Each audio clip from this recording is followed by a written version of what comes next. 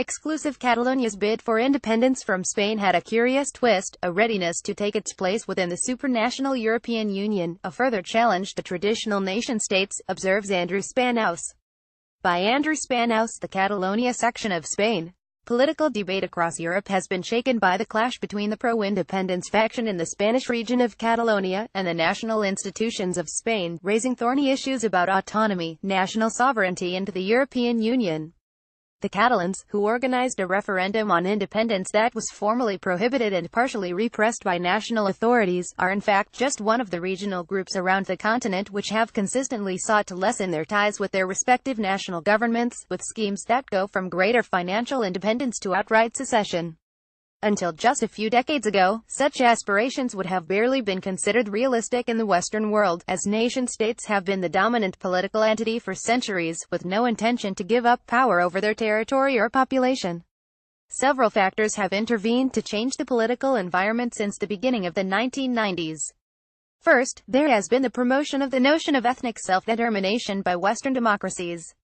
This has generally been used to urge political change in other areas of the world, often with geopolitical aims such as weakening strategic adversaries. There are numerous examples, from the former Soviet bloc and the Balkans, to East Timor and Tibet.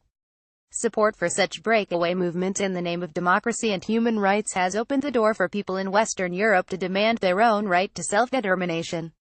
Second, is the strategy adopted by architects of the modern European Union to encourage acceptance of the abandonment of national sovereignty.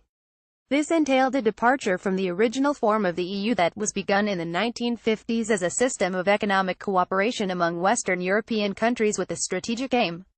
In that initial phase, it was considered essential to foster a close alliance in order to counter the Soviet Union, and the United States even made increased European cooperation a condition for disbursement of Marshall Plan funds shortly after World War II. At the end of the Cold War, though, the EU underwent a significant transformation, adopting the goal of gradually ceding national prerogatives to the supranational structures in Brussels and Frankfurt, ultimately seeking a sort of European-wide United States of Europe.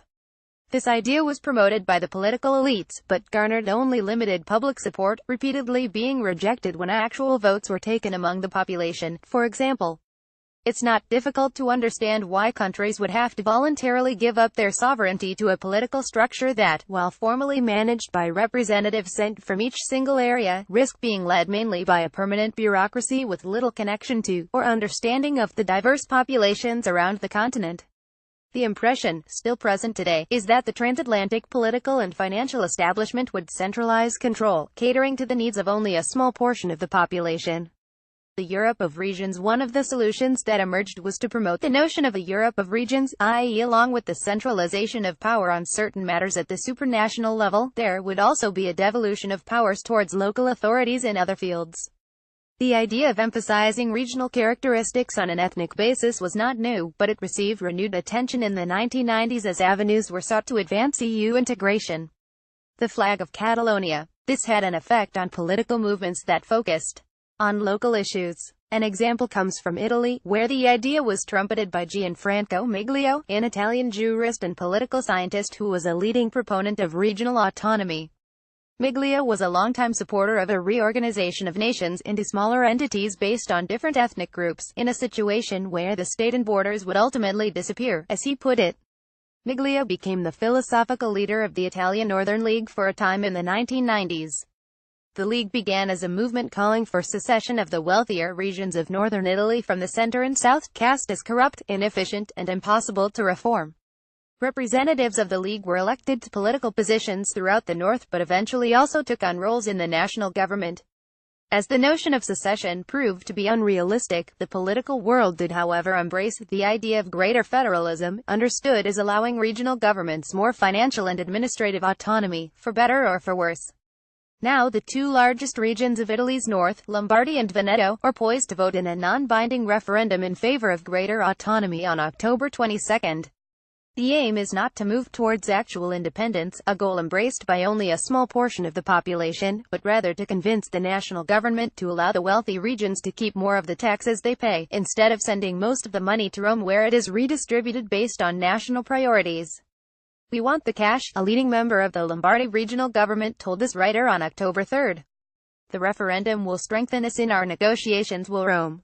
This is the position supported publicly by Lombardy Governor Roberto Maroni, who makes no bones about his desire to shift resources to his own constituents rather than keep subsidizing other areas of Italy that are less efficient and more needy.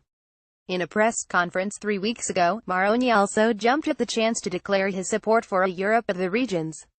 Despite aiming to capitalize on populist sentiment, he distanced himself from the nationalist, anti-EU sentiment spreading around Europe, expressed by politicians such as Marine Le Pen in France. Thus the push for local autonomy dovetails nicely with the increase of supranational power structures that weaken the nation-state. A divided Catalonia. The case of Catalonia is more contentious. The Statute of Autonomy went into effect in 2006, giving the regional institutions heightened power over numerous areas, from education and health to communications and transportation. In 2010, the Constitutional Court of Spain began to roll back the effects of the statute in various fields, provoking the opposition that ultimately led to the referendum earlier this month. Flag of the European Union. Not all Catalans are for leaving Spain. Indeed, recent polling suggests that there is currently not a pro-independence majority. This conclusion is disputed though, and in the regional elections of 2015 pro-independence parties received 48% of the vote, short of an absolute majority, but a plurality sufficient to give them control of the regional government. The result has been a clash between Catalonia and the national government of Spain, with the national police intervening physically to block the referendum on October 1. The conflict has also raised serious issues for the European Union. Catalan secessionists openly stated that as an independent state they intended to be a member of the EU. What better way to advance the notion of a Europe of regions? When push came to shove though, the EU institutions found themselves forced to warn Catalonia that it would not receive any preferential treatment even if it were to become independent. After an initial embarrassed silence, the European Commission aligned itself squarely with the position of the Spanish government, showing that in times of crisis the prerogatives of nation-states still prevail. It's ironic that just as voters throughout the West are supporting populists calling for a return to national sovereignty, in opposition to the end of political and economic borders as preached by globalization, the other flank used to weaken nation-states, that of regional autonomy and self-determination, is now causing problems precisely for those who promoted it. Andrew Spanos is a freelance journalist and strategic analyst based in Milan, Italy. He is the founder of Transatlantico.info, that provides news, analysis and consulting to Italian institutions and businesses. His book on the U.S. elections, Perch Vince Trump: Why Trump is Winning, was published in June 2016.